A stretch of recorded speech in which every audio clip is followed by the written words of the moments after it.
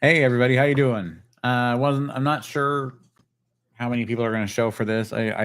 From my last short that I posted, I was pretty certain that somebody would show up because about 1,700 people watched that one, which doesn't seem like a lot for a short, and um, and that's fine.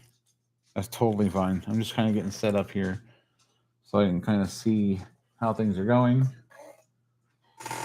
and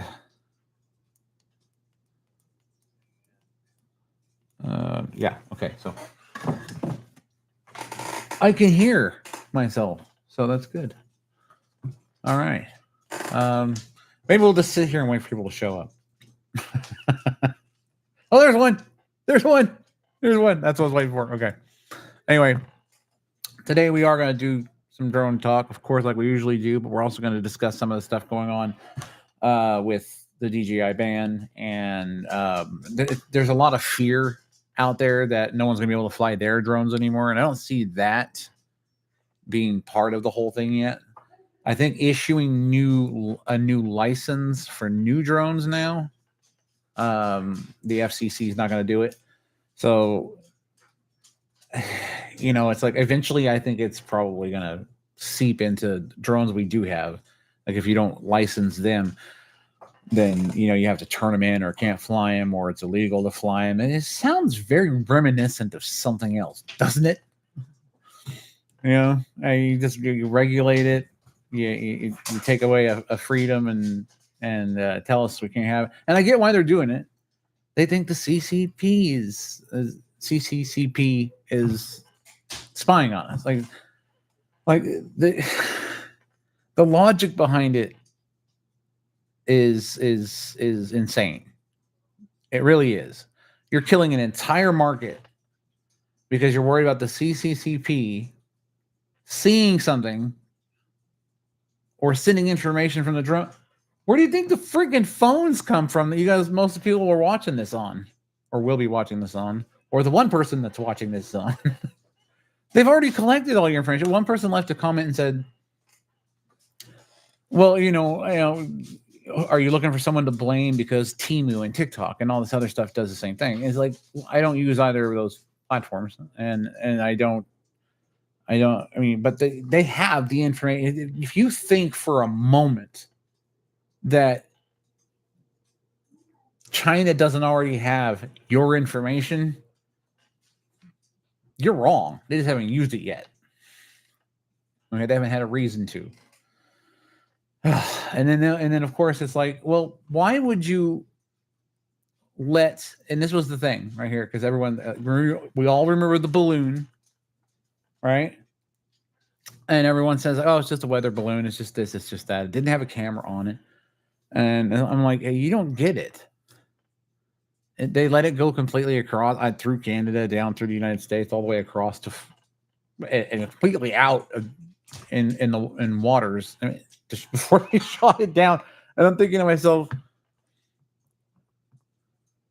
what was the point of what's the drone ban then?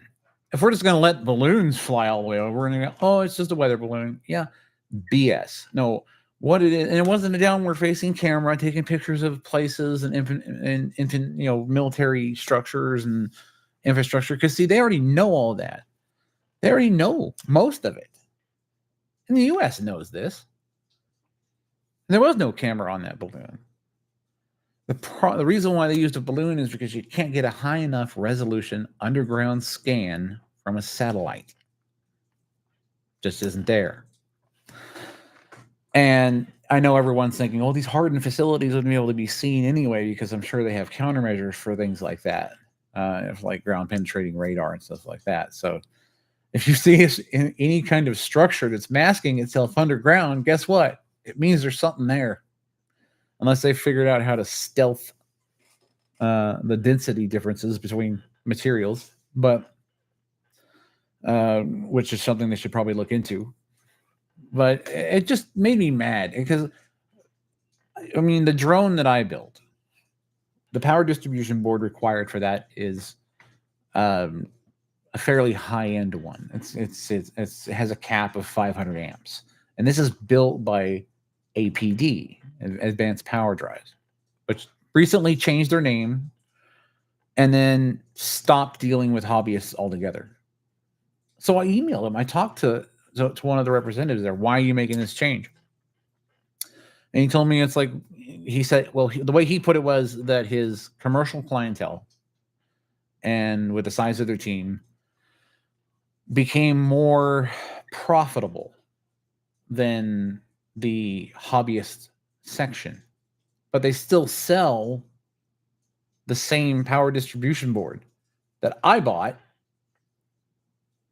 for that drone, but now they don't want to sell it to me as an individual. They want to sell it to a company, an institution, or defense institution, which what they said literally on their site. You can go read it. Go to APD and check it out. That's literally what they said. It's like, okay, so what's the difference? So I go get a business name and then I can buy this stuff? Well, they might say, yeah, that's true. You can. You might have to order a certain amount. So the idea for them probably is, let's make sure that it has to be a company that buys from us and they have to have a minimum order number. I mean, but you're killing an entire revenue stream of hobbyists that use this stuff. Okay. It's ridiculous. And I, as someone who just finished like a few accounting classes, I don't understand why you kill an entire revenue stream to focus and restructure and go strictly commercial or government, which is basically what they did. If I'm a company, I can do it. Fine, whatever. I'll do what I have to do to get it. There are other, I'm sure, power distribution systems out there, like someone did mention, and for certain, I'm sure that they would work. I mean, I found one that I got. Glad I picked it up already, right? 460 amps, not quite the APD that I was using because it's a 500 amp board, but still, it still gives me, I mean, and this one comes with all the connectors. I've got my XT60s, my for the 12S, 6S on the top, and then we XT90s on the sides for the motors, or ESCs. So definitely be putting that to use. It just bothers me that you get the DJI van. Who cares? Who cares? If they want to see something, they're going to figure out a way to see it through your iPhone, through your TVs, through your computers, through your whatever it is that you have. Okay, whether you believe that the drone itself is the problem or not, doesn't matter. It doesn't matter. The phone that you have in your hands that was snapped together by some poor kid in China for 2.5 ounces of rice all day long is getting all that information. And you think for some reason they're not. And the government knows how much information, our government knows how much information does get out. It's not a matter of whether it goes to China. It's a matter of what information goes to China. So they already know that individuals that are going to be subject to this, and you're going to get hackers and people coming in there, to try and take your money or scam you somehow. Or I don't know who would fall for any of those robo scam calls anymore, but I mean, if that's what interests our government is the sensitive information that keeps us in power, not so much your protection, right? Because why in the hell would China give a damn what Farmer John is spraying on his corn? I mean, that makes no sense whatsoever. And then when ADP did what they did, it's like, well, we're not saying you can't have it. We're just saying you can't have it. Sounds a little like another debate we've been having in this country. But I'm not going to get into that because, I'm here to talk about drones and things like that and future tech. I am going to find an alternative. I am going to, the paperwork's been filed for an LLC, so I will have access to the power distribution boards that I need for future applications, larger applications that I planned on. That being said, let's get to what I'm working on. This was the little model I was showing everybody of the drone, the VTOL system that I kind of put together. I know you're thinking, okay, it's got 4 engine ports, so on and so forth. It is 70 millimeter, so this is a scaled down version, obviously. But honestly, I caught myself measuring this and looking for 24 millimeter EDFs just for the heck of it. Can I make this one go? But right now I think I'm getting my PLA on Monday, I think. But I got 9 rolls coming because I needed some matte PLA for this build, and white and black. The idea behind this design, and thanks to my daughter, I can't unsee it. She said I created the Windows mouse cursor. Ruined the whole damn thing for me. But it was funny when she said it. I had thought about doing it in this PET, not pink PETG. This was for a different project because that's not going to be a manly color to fly around. Will be noticeable though. I have a different color scheme in mind, but this stuff is really rigid. It's rigid and still very flexible. So I was debating on getting a nice black PETG and doing it with that, or a gray or something. But the point of this is a VTOL. I don't want to give any of the secrets just yet as to how it's a VTOL because it's got fixed engines. And from what I learned the hard way was that you can change your flight controller's orientation upon setup, but across mixer profiles you can't. It'll always have that orientation. So I came up with a creative idea, and I'll show you when I print it. I'm not going to tell you right now, but you may love it.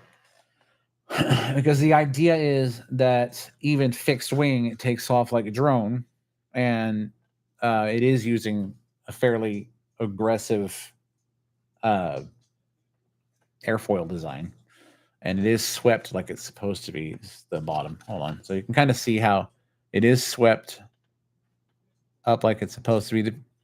This is printed in 6 millimeter, 0.6 millimeter PETG on the nozzle.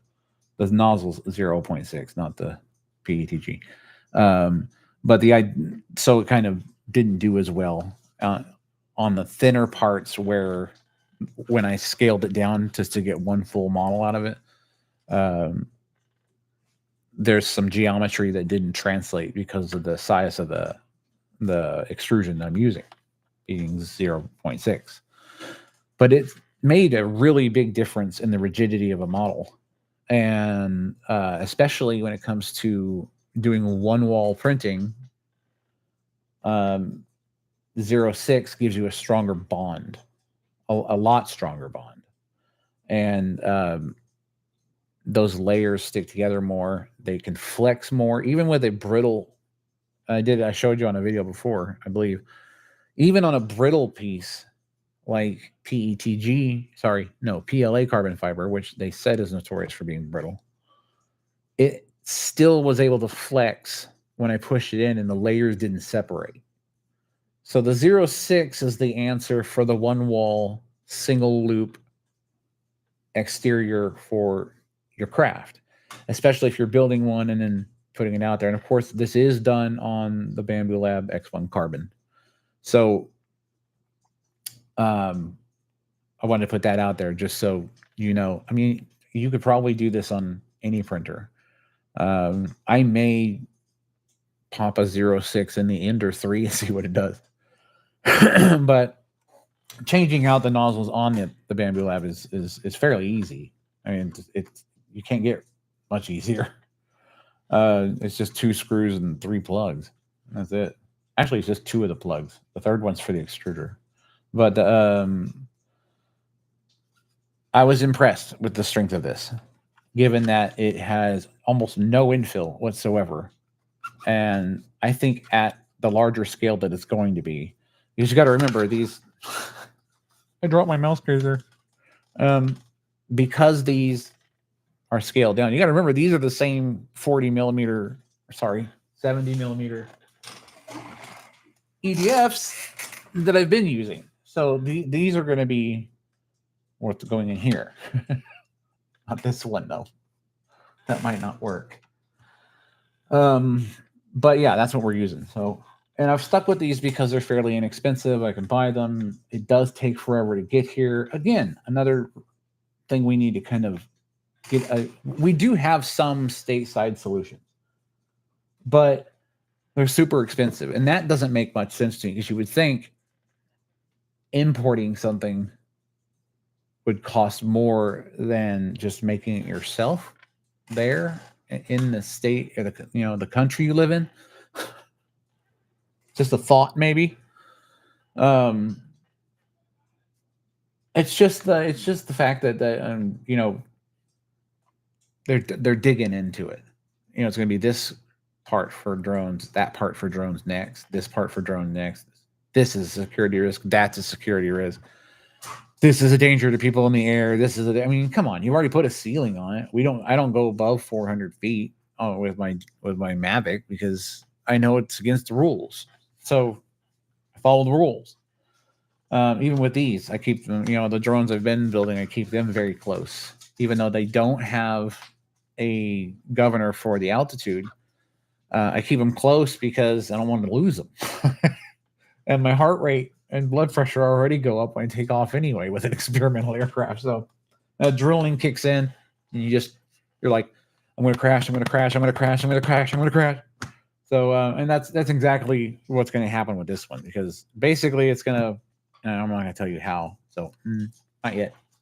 I wanted to do away with landing gear. I wanted to use all 4 engines, and I wanted to make sure that it was double ruddered and twice the stabilization. So this is going to take off vertically like a drone, still be able to hover and land like a drone. And it's going...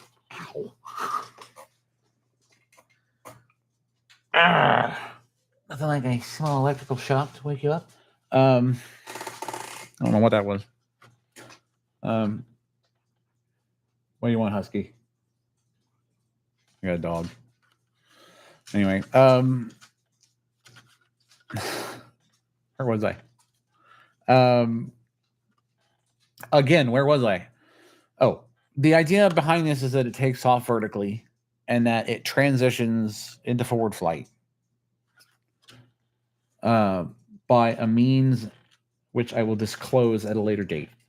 And then it'll fly like any high-speed stealth aircraft, in a sense. And I'm kind of curious on how this double rudder design, this double stabilizer design is going to be, because I don't know if it's been done before.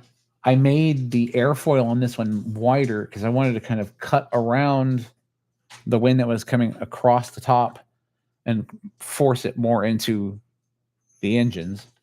The wing itself is going to help with that as far as the smooth air going over the top. Turbulent air or the higher pressure air is going to come through here and get pulled out. So, I mean, we still have this part of the airfoil that's going to have direct contact. And there is going to be some interference by the nacelles, but they're pushing. So it negates that whatever drag it may create.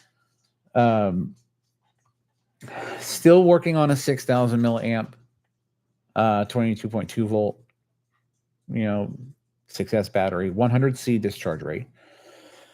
And this is obviously, like I said, the scale model, so it's going to be much bigger than this.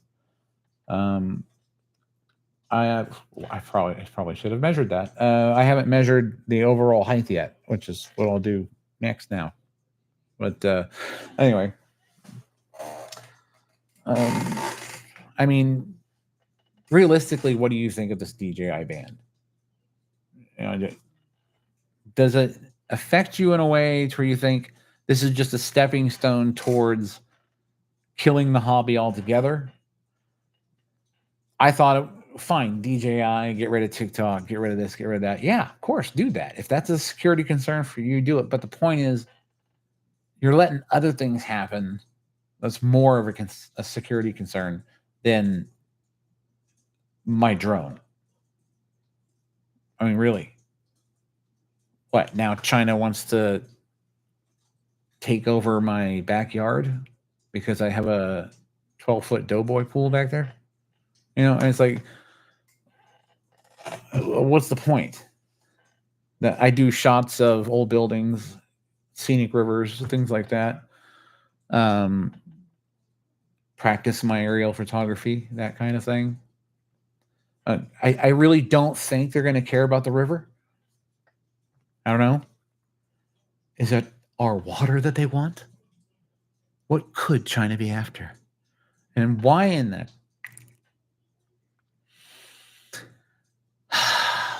the world would we not have our own solutions here? We have semiconductor factories in the United States.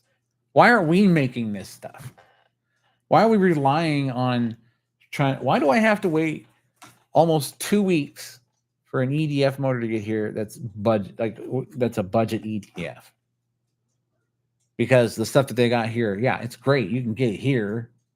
There's a couple of companies in the United States that make EDFs, but totally carbon fiber. You're looking at, I look at 170 millimeter, 90 millimeter, 120 millimeter, and they're in the $2,000, $3,000 range. I mean, really? You make it in America, so you want to make sure that it's good quality. And so I understand that. But the profit margin, I mean, come on. Give some of us a break. We're hobbyists, not entrepreneurs. I mean, hey, I'll take that turbine. Thank you. An odd channel. Oh, an odd channel says, what's that? China is not a major threat military. Well, yeah, we know that. I mean, China isn't a major threat. But it's like this. Okay. Yeah, they're not a major threat. But nobody wants some incident happening to where there's an attack on our nation for whatever reason. If China knows that they're not a threat and they're just cocky, and they try something stupid, then hey, turn China into China. We got this. We got the stuff for it.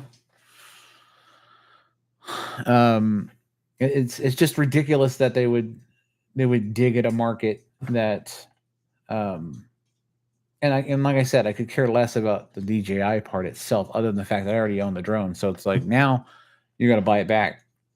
Buy it back. Give me the money for it. We have every other buyback for what the government doesn't want you to have. So why not the drone? And I'll set the price.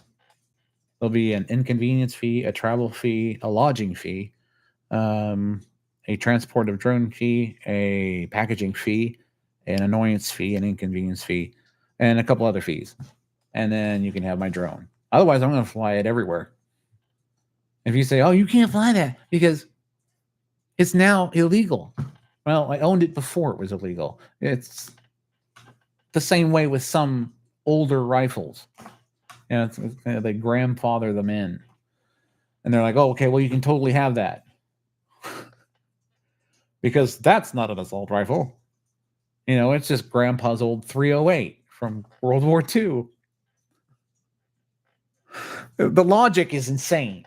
It's just insane. It really is. It makes no sense to anybody. now all these other companies are going to follow suit. They're going to start saying, okay, well, the government's given us a mandate saying that there's a new law that you can't have this particular flight controller. Why? It may encompass every flight controller, but for instance, let's just say one particular one. You can't have that one because it's a threat to whatever. So they take it away. Well, there's other flight controllers. Okay. And I challenge and I wish there was more people watching, because I'm going to tell you this right now. This is the United States. I guarantee you there's a black hat out there that could see exactly what might be coming from my drone over to China and then send them reruns of Ace Ventura, the Pet Detective instead. That'll drive them freaking crazy. I know it drove me crazy. But my point is, it's all just BS. It's all power grabs. It's all, and I wouldn't have cared if ADP hadn't followed suit and said, oh, well, now we're just going to strictly deal with institutions, companies, and the Department of Defense. No, you didn't decide to do that on your own. You were told to, because of what's going on out in the world. The government's worried about drones.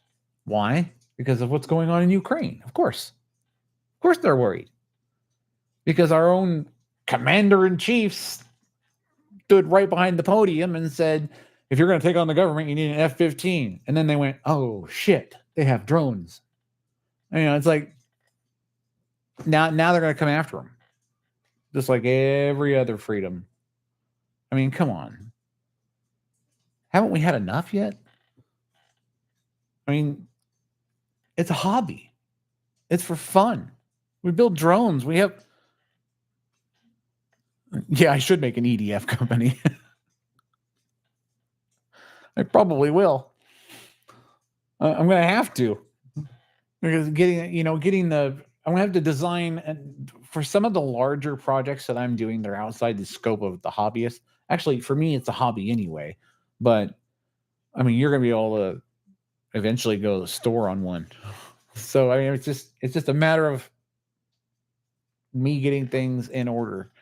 And the hobbyist side is my way of kind of experimenting with the control technology. I know it'll have to be upscaled. And seeing, it was more of a learning process about how EDFs interact with the flight controllers that we have now. Obviously, I'm going to be hopefully using more advanced technology if they don't ban it. It's simple to make one work, but it's more difficult to make one that works well. And I agree with that, because you got motor winding, you got how many poles you're using, you've got to be able to balance it perfectly. You've got to, I mean, these are, the reason why I get these is because these particular ones from Amazon, they have them in clockwise and counterclockwise rotating fans, and they are already balanced straight from the factory, so I don't have to do anything.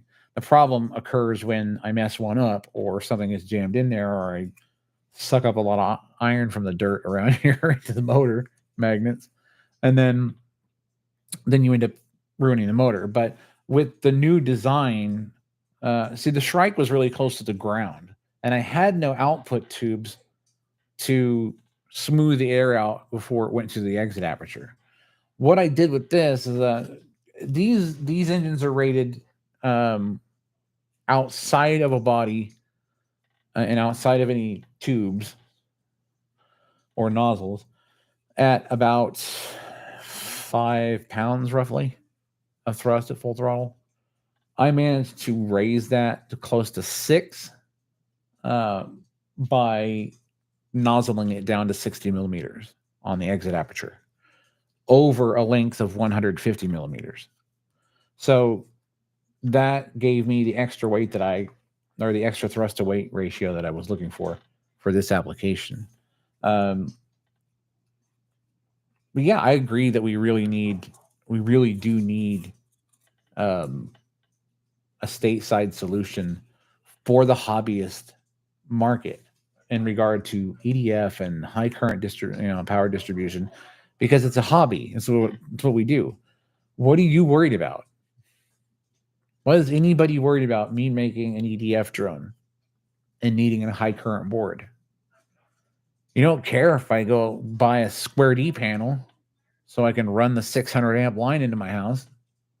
I mean, it's just when it gets to the point that what they're doing doesn't make sense for any reason other than the fact that they are afraid of us having something. It's when it gets to that point when someone's got to step up and start saying something and doing something about it. And I'm sure we could petition it, but I mean, they're going to call it national defense. I mean,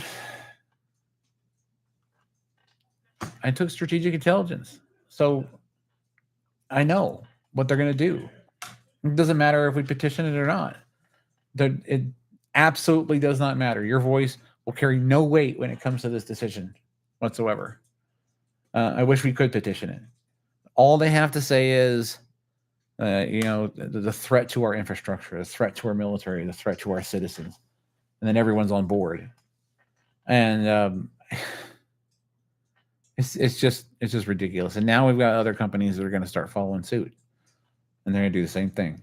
But until then, I'm going to keep building. I'm going to keep printing. I'm going to keep flying. And I'm going to keep having fun. And I hope that you all do the same thing. I really do. Just don't let this stop you. Be responsible, obviously, because with these FPV drones, there's really no way to limit how fast they go, how high they go, that kind of thing. In DJI, they did that. They made sure that there was a compliance for the ceiling, for the safe ceiling of flying the drone, unless you got an FCC clearance to go to a specific altitude at a specific location at a specific time. It's just like flying or filing any flight plan with the FCC. I'm sorry, not the FCC, the FAA. And getting that approval to go above a specific ceiling. That doesn't mean it's 400 feet from sea level. I know you all know that. Because it's not like if I'm on a mountain that's 4,000 feet up that I can't fly. I can still fly up. I can still fly up. It's like wherever the top of that mountain is, wherever the air traffic goes over it, that's pretty much your ceiling. I mean, they've made it pretty clear. So, and that's fine because I don't need to go above that. I mean, if I took some of these models above that altitude, I'd never see them again. I wouldn't be able to see them. I haven't put any FPV cameras on them yet. And now, since what they're worried about is DJI, now the DJI VTXs, the cams, all that stuff that you might want to use on a home-built drone for FPV, you may not be able to get it. I mean, I don't think you can get the DJI VTX and the camera combos anymore. I think that's going to go with the drones. I don't think any DJI products can be sold if I'm read everything correctly. So, we're going to have to make changes. We're going to have to make changes to what it is we use for our power distribution, what it is we use for our video transmission. Because they really haven't given us any real detailed reason. It was kind of snuck in the bill. There was stuff in there for the military that was good. Yeah, great, awesome. But then they just kind of snuck. It's what they always do. They just sneak something in there. Make the bill look tantalizing, and then slip in something that no one would ever agree with. And it's just the way politics are, right? And I distinctly remember this kind of representation being met with a bunch of colonists dressed as Mohawk Indians in 1773, dumping 342 chests of tea into the ocean. And that was what raised the tensions that started the first Civil War, or Revolutionary War, I should say. So, I mean, I don't know why they want to keep pushing buttons. And then our own president up there, oh, you need an F-15 to take on the military. Well, I mean, there's a lot of private citizens out there probably own older military aircraft. And we've all seen that old tech sometimes outmaneuvers the new stuff. So, you know, I guess we'll see what happens. I just don't want to see us lose our hobby altogether because of the simple reason that we're worried about another country that we could turn into a glass plate really quickly. Okay, worry about Russia. Why are you worried about Russia? You know, they worry about Russia too. Why would you be worried about them? Ukraine's kicking their ass. And to the point where Putin is asking Kim Jong-un to be an ally so that either one of the countries are attacked, they'll back each other up. Plus a deal that was made between Putin and North Korea for weapons. I mean, come on. If you're going to North Korea, if you're that desperate, like, dude, I know you have no people that have eaten like 3 meals a day in the past 200 years, but can I have some nukes? Because I'm getting my ass kicked in Ukraine. Oh, sure. No, yeah, no problem. We'll just starve the rest of our population, and then you can have as many as you want. Really? I mean, fine. Protect each other if all you want, but freaking Russia, send them some potatoes or something. You know? It's ridiculous. State of the world. All I want to do is fly drones, build drones, experiment with drones, fly drones, and eventually, hop on something that resembles a quad and fly low and slow to the store. I mean, that'd be a fun day. Hopefully I get the PID correct on that one. Because we saw what happened when I messed up that nav last time. And that was entirely my fault. I want to say it was entirely my fault. It was a mixer transition. I got mixer and PID profiles mixed up on the transition on the switch. And that just really messed up that last FDE colored drone that I had, the good one. The one that was giving me some good results, and I was putting airfoils on it, and it was doing well. I mean, even dropped from a low voltage all the way down to the ground slowly, a little bit faster than a little bit slower than a free fall, but it was enough to knock the wing off. If anybody watched that video, and it still survived. I didn't have any major issues with that one when it happened. So now it makes me want to. Everything that's going on makes me want to hold on to my power distribution boards and my flight controllers and just be like, hoard them into a safe, put them into a time capsule and bury them. Like you might do other things to protect yourself. I mean, to have fun. But that's next. As soon as the friggin' PLA gets here. But if I'm going to run some sample tests from the standard matte PLA that I've been using off of, I don't know if anyone's, well, I'm sure there's a lot of people out there that are familiar with the Bamboo Labs brand of PLA. I like their matte material because it and their carbon fiber because it literally shows no layer lines. If you've done a calibration, everything's running smoothly, there's just no layer lines at all. Now, I can't say that about the 06 because I haven't tried it yet on matte PLA, but it did fairly well on the PETG, that's for sure. Even at this small scale, it still has my, some of the geometry disappeared, but I still have some of the slotting for my hinges for the ailerons. And the rudder,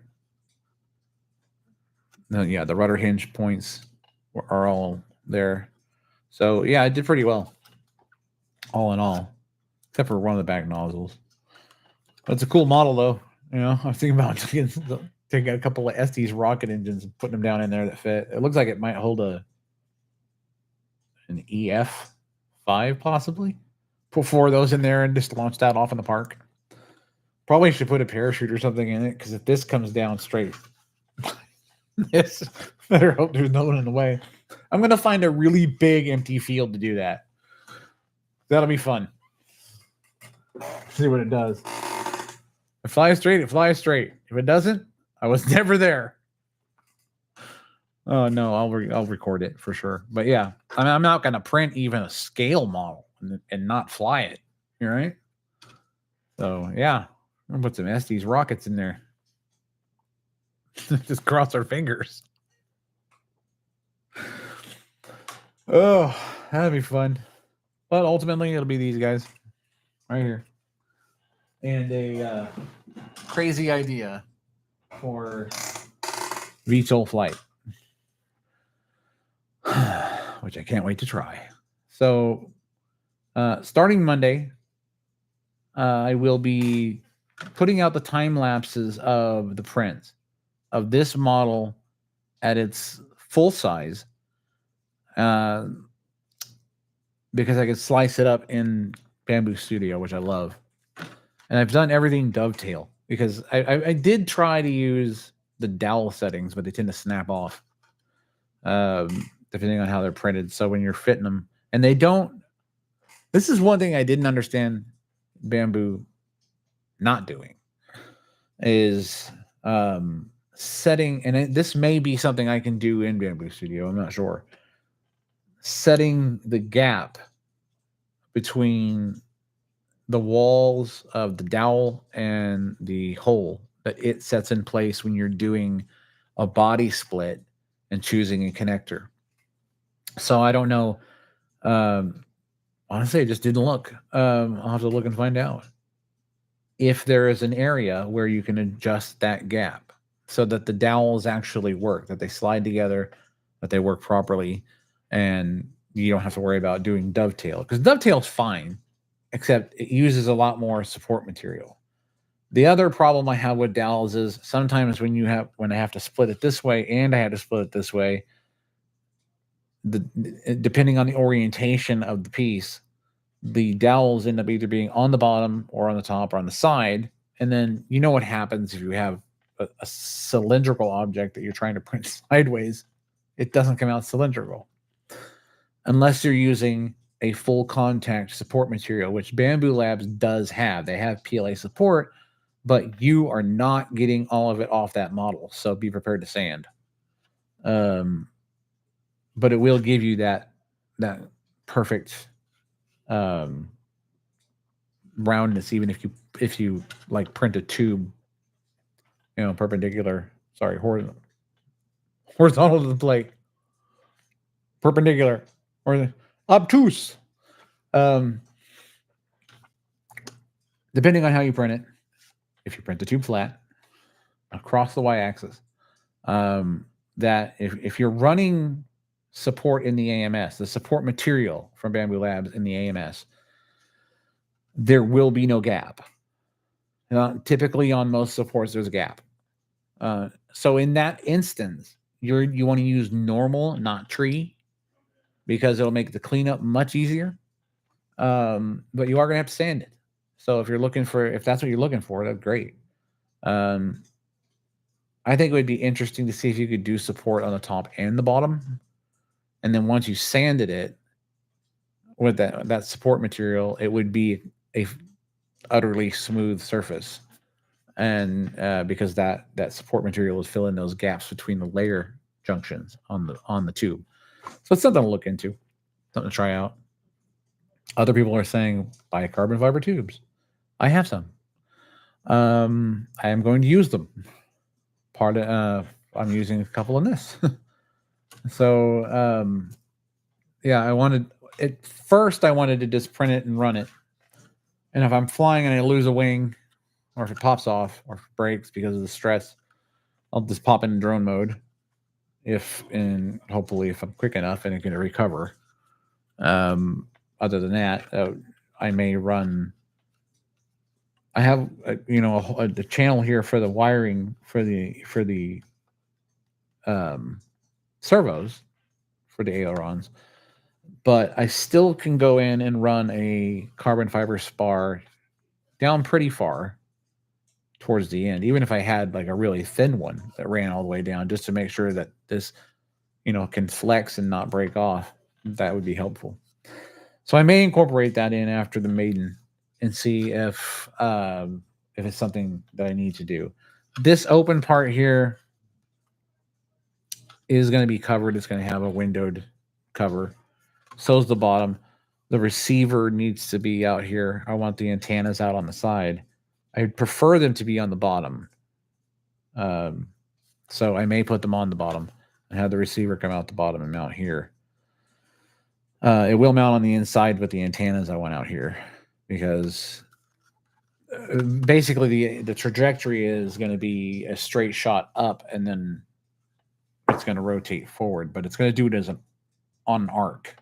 So on an arc is what I'm looking for. So I want those antennas underneath there, because I'm going to be doing it at a high enough altitude to where if I don't gain enough forward speed with this design to make that full transition into forward flight mode, that I'll have enough time to switch back into drone mode and land.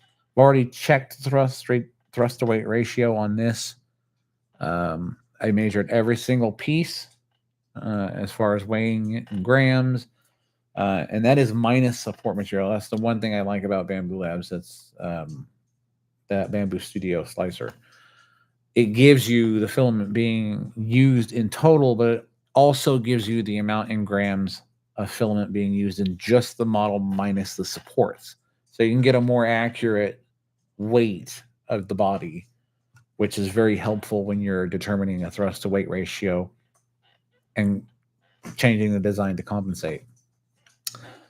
Inside here, between both engine housings, inside here, the top of this actually comes off.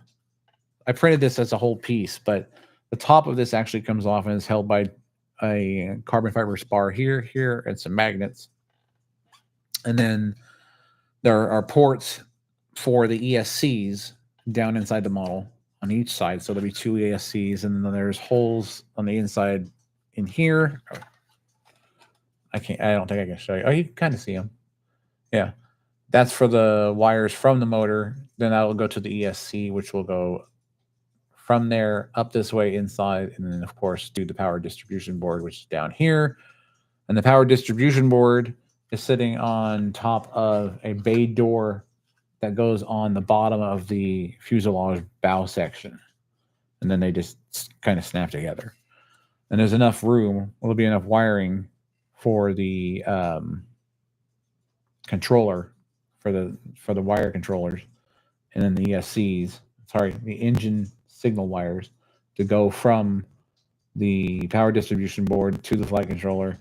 And then there's definitely enough wire on those ESCs, plus I have extra, so it doesn't matter, to run from the power distribution board, which is located in this section, down to the ESC, which is right here. So it's not that far to travel.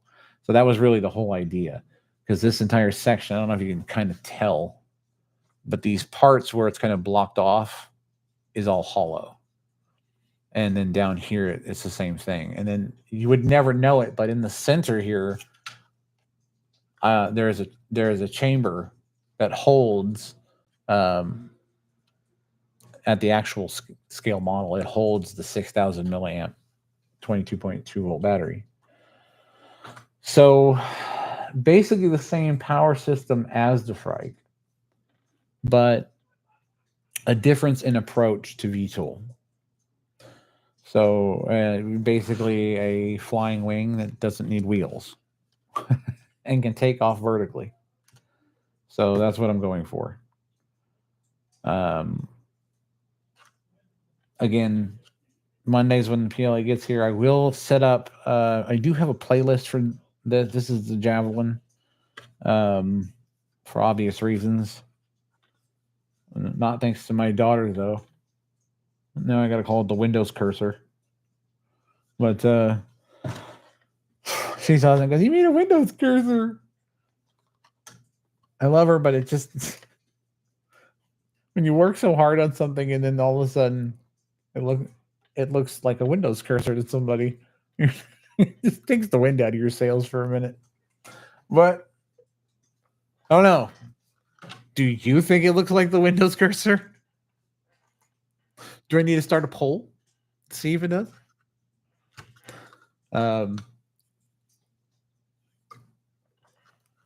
If this model survives my boredom, I'll send it to one of you guys. Or I'll print you one. Then you can throw your own rocket engines in it. See what happens.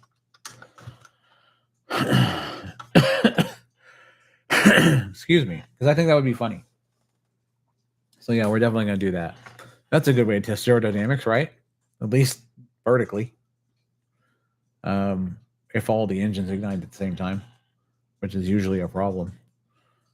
You almost have to just fuse it and make sure absolutely that all the fuses are the same length. You can do it electronically, but there's a chance with these wired fuses that one of them doesn't go off, and then you're off and running with 3 engines, which is not what we want. So, I know it's not a drone, but it'd be fun. So I think that's what we'll do with this, at least with this mock-up. And then if it works, I'm going to print a couple other mock-ups of this, and then do it again. Maybe put a parachute in the bow, and then that'd be kind of cool. Cool little toy going at a terminal velocity, more than likely, because I think I had EF5s or EF6 engines that are this diameter, and those are powerful. So if you imagine those by 4 on this, if it doesn't melt it, or a C67 that's insulated so that I can actually use it again, and then put a parachute in. That would be kind of cool, I think.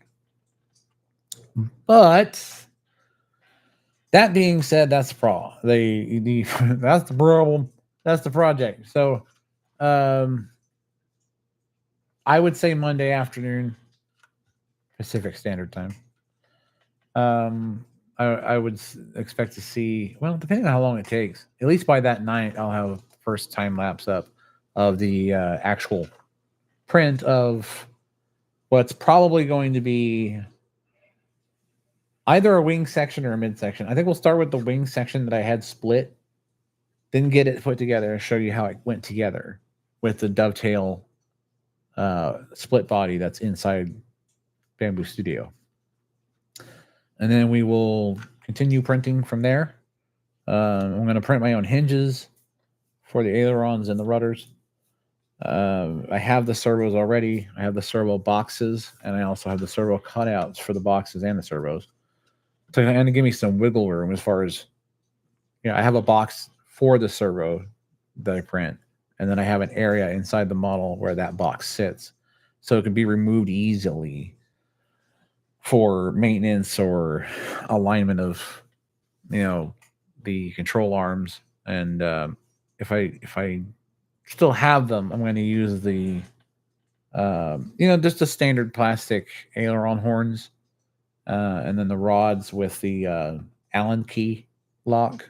Not so much the hole, but the where you have to bend the wire, but a lock, so I can kind of get everything centered and then lock them down, which will also make them adjustable. So if I'm in forward flight and stabilization is on and it's dipping and it's having to correct, then I know I have to make some adjustments.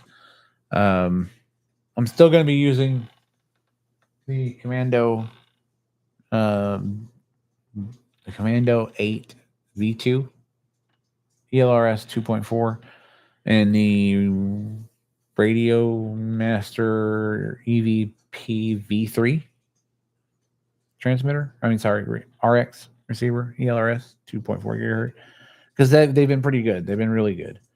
All right, how many times I slam those into the ground, they seem to work. Just not Hobbytown. which was probably user error, but I found the Radio Master to be a little bit more robust, and I didn't have any signal loss. Telemetry loss, it'll say it on the radio, it'll drop out from time to time, but it's intermittent and it doesn't make it to where you lose control of the drone. It's just telemetry. So, but it recovers quickly from the telemetry. You usually don't lose telemetry for any more than a second or two. So, this particular power supply, I'm saving for either the Cuddy Black or the X-Wing fighter. Because I'm not going to use the 6 engine ports, because you can go 4 and 6. Plus, you can run it 6S and 12S. It just depends on how you hook up the wires. So I kind of like this, and it has a 460 amp cap, so it'll work for the lower kilovolt, larger EDF engines. Because it's funny how that works, isn't it? So if I go for 44 volts, 44.4, instead of 22.2, then I can run a lower kV motor, draw less current, and the whole thing lasts longer. Because it's all about discharge rate, right?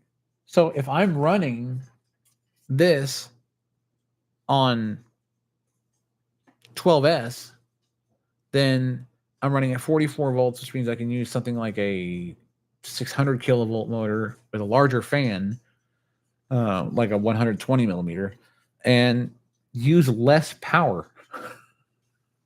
It's amazing. Because the higher you go, the faster you got to spin them, the more current that's got to be pushed. So you end up draining the battery even quicker. So realistically, there's a balance between the size of the motor, the size of the battery, the size of the craft. So where you got your balance, you've got your push, you've got your current, you've got your your battery capacity, how many amps can the distribution board handle. It's a delicate balance, but it's amazing to me that I can increase the size of the EDF and lower the current requirements at full throttle and still get more thrust out of the engine. I love it.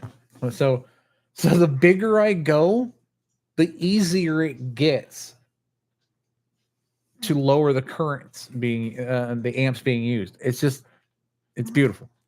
Yeah, the volts have to go up, but it's the amps that you're worried about. So, and that's where the PDB comes in, power distribution, and the ESCs. That's where the money goes. So I think I bought. Well, I didn't think I bought. I bought 4 iFlight Blitz the Blitz E80 V2, I think. And those have the 100 amp burst, and they work great with these 70 millimeters because they're only pushing. See, if before I had 14.8 volt, and the current was too high because I was running 4S motors. So the 4 motors were pushing more than what the system could handle because I wasn't using a big enough motor. So I got a 6S motor, dropped the kV rating. Now I'm pushing a max amp of 66 amps per motor.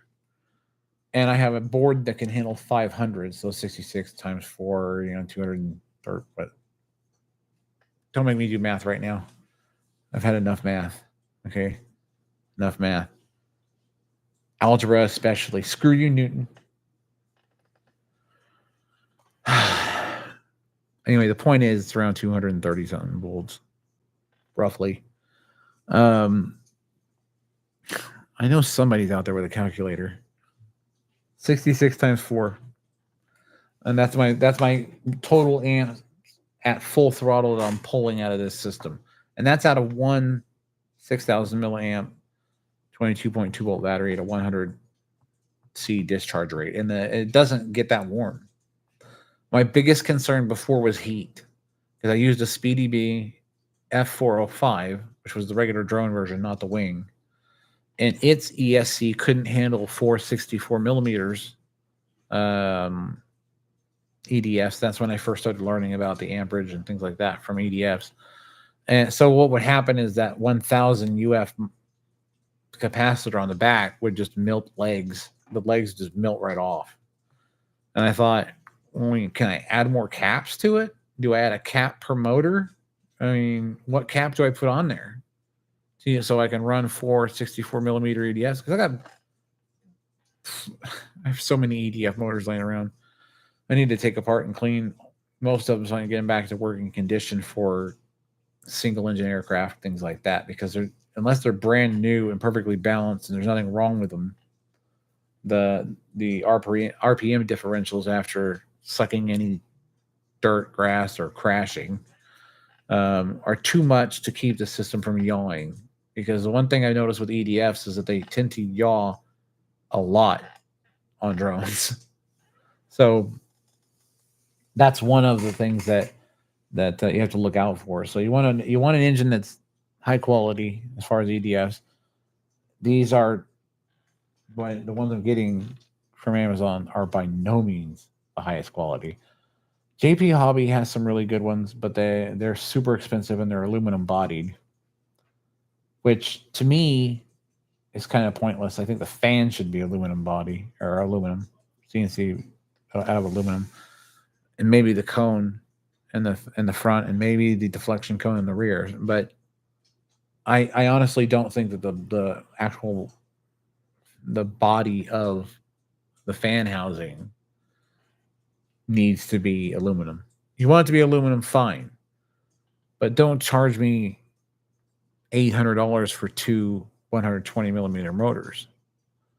When if I bought the motors by themselves, it wouldn't be nearly that much. It's just the machine work you're doing on it. I mean, okay, fine, I get it. It's expensive to make these things. Again, it's about making things stateside, figuring out how to get things CNC'd. I mean, I'm going to have to end up like what was suggested. I'm going to have to make my own EDF. I'm going to have to CNC my own blades. I'm going to have to, if I want to go beyond what's available out there commercially, sort of off the shelf. And that's kind of a bottleneck for me, considering, VA benefits. I don't have a lot of extra cash. My brother has been helping me with a lot of stuff, like with the Bamboo Labs Ferner, and which is making my turnaround a lot quicker when it comes to design iterations and then testing and then more design iterations and so on and so forth. So this was all designed in one go. So it's going to be a maiden / prototype flight. So it's either going to do really, really well or it's going to do absolutely horrendous. Either way, I'm going to learn something from it. And that's the whole point. We play, we learn. Well, I hope the people who did end up showing up and enjoyed what they heard, and I hope it was informative enough to know what is going on in my future. If I'm slow in uploading any full-length videos, okay, I'm going to be doing some shorts and things like that, but getting full-length videos, finding the time to get out into the field to do some flying has been a little bit difficult. I am the only, besides my immediate family and my wife, my children, the family I came from, I'm the only one that isn't in the hospital. So it's been fairly difficult and the stubbornness of some of them. I'm telling you, it's like, you're in the hospital for this reason. Don't do this. Okay, I won't do it. I get home and do it anyway. I mean, come on. Anyway, it's like been a little bit stressful, and but I'm not going to stop. I'm not going to stop doing what I'm doing here, because I'm not going to let there be a long lull in between videos or shorts to let you guys know that I'm still on the ball when it comes to, making this happen. It's just been, like I said, it's been difficult. They're almost 2 hours away from me and both hospitalized. My mom and my brother, and they're the last living relatives I have. So, like I said, I'm going to keep going no matter what. I'm going to keep doing this. DJI band, fine. Screw off. Get out of here, DJI. Let's start making our own stuff. And again, I encourage anybody out there who knows what I'm talking about, those black hats that are lingering, you find out what's getting transmitted out by our drones to the CCCP. I mean, come on. You know, if anyone's going to know, it's going to be you guys. They're a bunch of geniuses. I'll tell you that much. I'm sitting here trying to get a drone to fly. They could probably make it talk to me and make my coffee. So I wouldn't have to drink this crap. No, I'm not knocking Rockstar. Sorry. They're not affiliated with me. None of that. Anything I talk about, too. Not affiliated with me. These are all my opinions. ADP, not affiliated with me. All my opinions. And my opinion on what they're doing right now stinks. Not my opinion. My opinion of what they're doing stinks. Hello, welcome to my channel. Today we're going to misspeak constantly. You got to have a good attitude about it, I guess. Well, I think I've bored you all long enough. Like I said, Monday night, you should have a time lapse of one of the first pieces, which will kind of give you an idea of the size of this. Because what I'll do is I'll mark out kind of what I've printed and then show you how big it is in comparison to this one. And you'll get kind of an idea where we're going.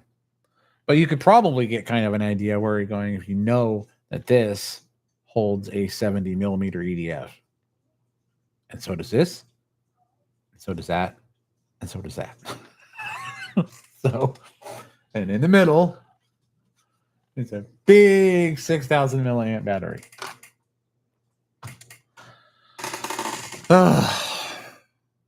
Been an adventure.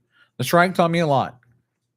It taught me when you crash, buy new motors. ESCs are fine, PDB's fine, flight controller's fine, RX is fine, battery's fine. Engines, however, are not. So that is a major thing when it comes to EDFs.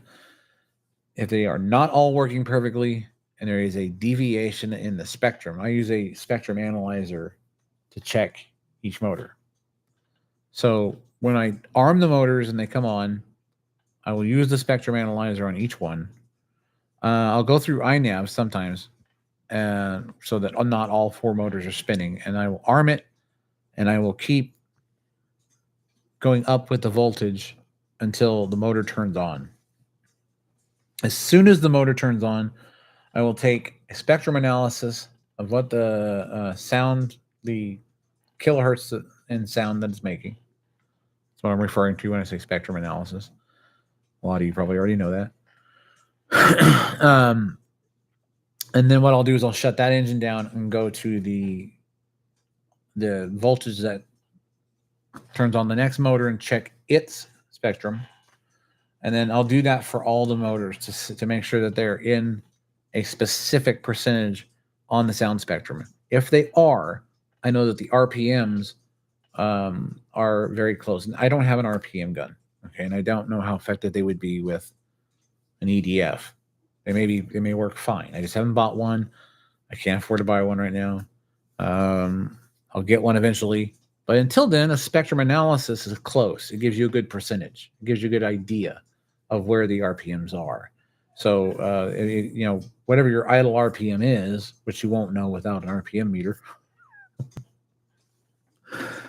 is redundant, because as long as you run that voltage up on each one of the channels in iNav, on each one of the motor outputs, until the engine starts, and you can use the arrow keys to do it. So you highlight the engine and you just mouse up until the engine starts. At the moment it starts, you figure out what percentage it is. Now, through each percentage, there's going to be like 10 clicks, probably somewhere around there, before it goes from 7 to 8% to 9%. of the key, of the up and down keys. So make note of that. Like, don't click it like as fast as you can, and all of a sudden it's on, but you don't know how many clicks past on you went, and then measure the spectrum. You want to make sure it's the first one that turns it on. Measure the spectrum, see what you're getting in the sound bandwidth. What's the highest? And if each one of those motors are close within a specific percentage, then you're good harmonically as far as balance. And that seems to be a good way to test it. You can also kind of hear it when you turn all 4 motors on. It will sound, you've heard it in some of the videos that I've done before. It will sound unique, very unique, almost like an EDF with reverb in a sense. But it does work well. So always remember, if you don't have an RPM gun, use a spectrum analyzer. 70 millimeter EDF, I can tell you, is predominantly 2K in the spectrum. At the voltage when it starts, which is at the beginning of 7% in INAV on a 6S motor, 70 millimeter, 2100 kilovolts, 3060, I think, a D3060 2100 kV motor, 12 blade fan, 80 amp Blitz ESC iFlight, and an APD. I almost don't want to say their name. APD 500 amp power distribution board, pushing a 12 volt ramp out to the power distribution board on the SpeedDB to apply power to it for the servos and other functions. And then the signal wires come from the PDB, from APD to the signal input wires on the SpeedDB F405 wing, and that's how everything's controlled. So I do have a telemetry wire that comes off of the PDB that I did run to the telemetry input on the telemetry module UART, but without an OSD or an ODI, without an on-screen display and goggles, I can't see what's going on the telemetry. So, because I can't afford the goggles yet. I'm working on it. I'm developing nice kidney stones, so I'm hoping somebody wants a rock garden and a kidney. It'll go well with the river of ulcers. But anyway, that's where we're at, people. I appreciate you being here. An odd channel. I appreciate your input. I do. It's always nice when people get involved and give me ideas and have ideas of their own, or if anything I'm doing inspires someone to make something new. It makes me feel good inside. We got one person that was commenting saying that they wanted to, I'm sorry, I get a lot of comments. What were they wanting to build? I just talked to them not too long ago. Sorry, it's the ADHD. What were they building? It wasn't. Oh, it was A10 Warthog. And they were asking about the A10. They wanted to build one. They were talking about they tried 3D lab print. I assume they meant 3D lab print planes, and he was wondering how I was doing with my A10. And it's done. I have all the STL files, so it's just a matter of printing it. And in 04, like I told you before, I was getting layer separation. Now, the one thing I haven't done is when you're working with 3D lab print style planes, where it's designed to your print and thin walls, you're making adjustments to the print profile so that it's printing this body and the detail, and it doesn't have a solid top or solid bottom, and it's just printing the lines that are there in the model, which almost looks like an unmanifolded part. So it comes in sections like that. What I haven't done is print it in 6.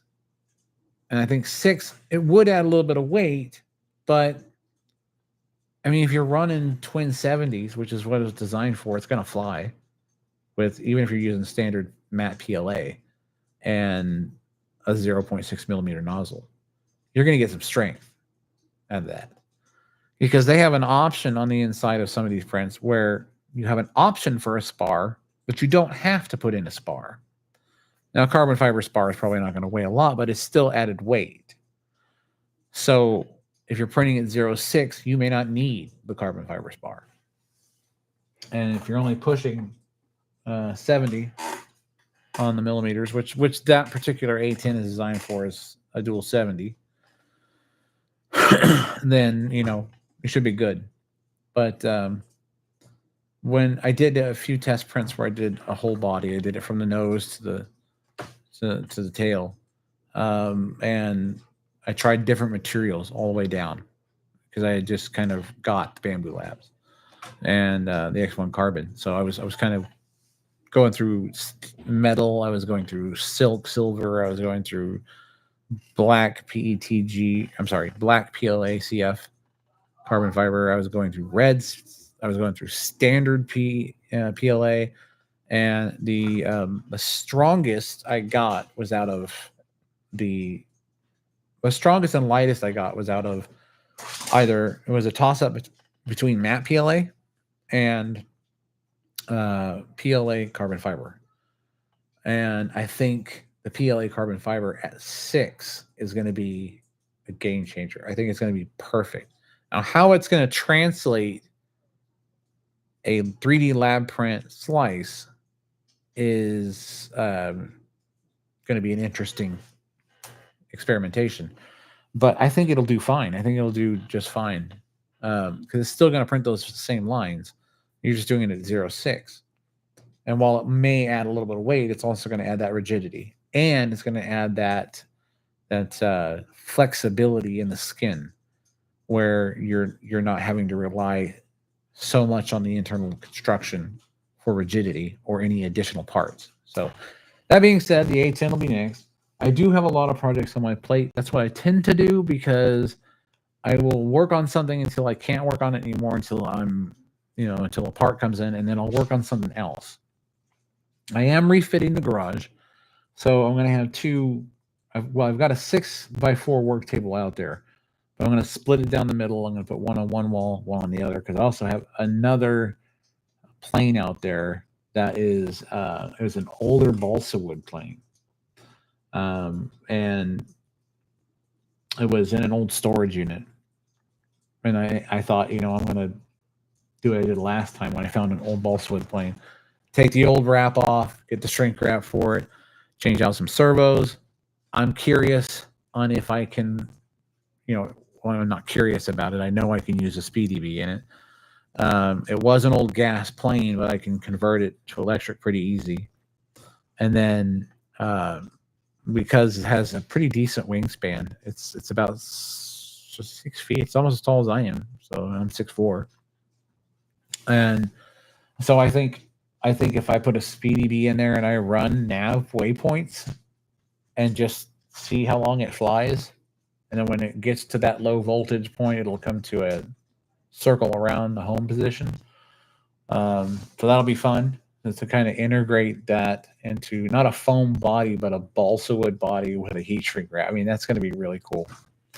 And then change that gas motor out for a nice electric. Run a big fat battery in it, and it can handle the weight too with a lift on those wings. I mean, it's a beautiful plane. It reminds me of not a P-51 or a P-47. It's more of a, I forget the design name, but I'll get some images up on it on a short so you guys can kind of take a look at it, and then we'll go from there. But those are the plans. So expect different projects and different progress during each project to try and keep things fresh, but to also keep me from getting bored. So, and I don't want you guys getting bored either. So, stick with me, and everything will be fine. I'm sure my family will be fine, and things will go well. So, stay tuned.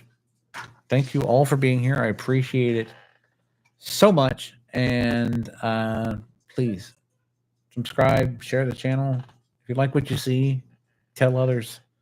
And then I will share my knowledge with all of you. I will put out STL files. I will put out part descriptions, alternative parts for companies that lose their balls. Or companies that get neutered by the government. So I will make sure that you got the information. And if you guys have information on alternative high current power sources, you be sure and shoot me a comment and let me know, because we all got to work together on this one. So DJI ban, I get it, but screwed you. Other than that, love you all. Have a good day. Thanks for watching. Until next time.